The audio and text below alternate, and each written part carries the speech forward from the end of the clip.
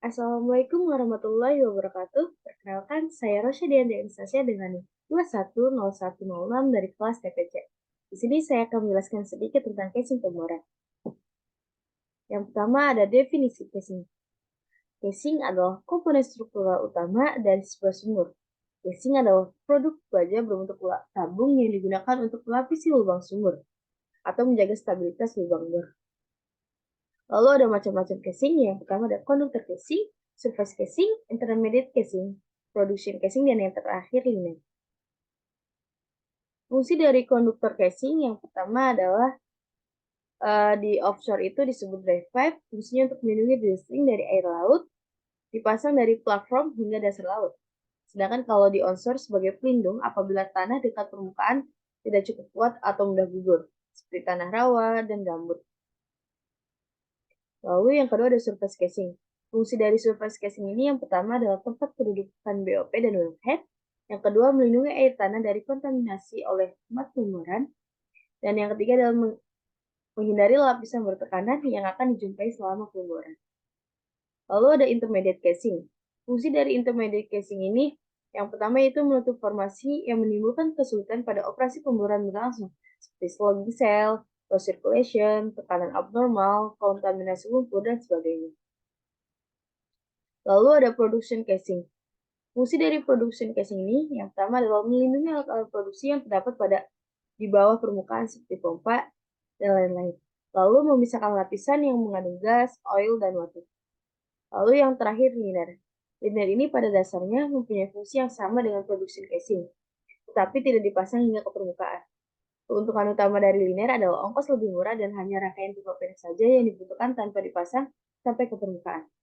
Lalu ada spesifikasi. Spesifikasi yang pertama yaitu terdapat 3 standar APA untuk flat casing, yaitu ada nominal weight, plain end weight, rigid and couple weight, dan yang spesifikasi yang kedua terdapat 3 standar APA untuk range casing. Untuk range pertama itu kisaran 16 feet sampai 25 feet, range kedua itu kisaran 25 feet sampai 34 feet, dan range ketiga itu kisaran lebih dari 34 feet. Lalu terdapat standar grade atau jenis besi, contohnya salah satunya casing J-Swift 55. Terdapat 3 jenis diameter casing yaitu OD atau outside diameter, ID, inside diameter, dan diameter drift diameter. Lalu ada permasalahan di lokasi, yang pertama ada low circulation dan yang kedua ada. Lalu pembebanan pada casing, yang pertama itu burst. Burst adalah tekanan yang berada di dalam casing atau load lebih besar daripada tekanan di luar casing. Apabila tekanan di dalam casing lebih besar, maka terjadi pecah casing. Lalu ada yang kedua adalah collapse. Collapse adalah tekanan di luar casing lebih besar daripada tekanan di dalam casing. Dan yang ketiga adalah tension. Tension adalah beban dari berangkaian casing yang digantungkan di dalam sumur.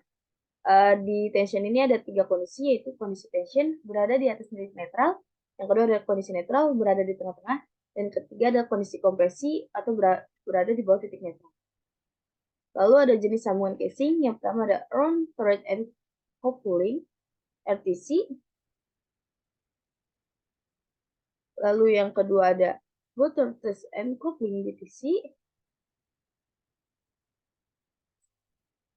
Dirancang untuk meningkatkan kapasitas beban tarik aksial atau tekan aksial dan memberikan ketahanan terhadap kebocoran.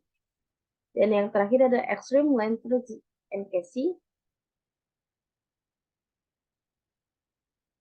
Kekuatan dan kekencangan sambungan adalah dua indikator teknisi kopling utama, baik kopling LTC maupun STC. Terima kasih, kurang lebihnya mohon maaf. Wassalamualaikum warahmatullahi wabarakatuh.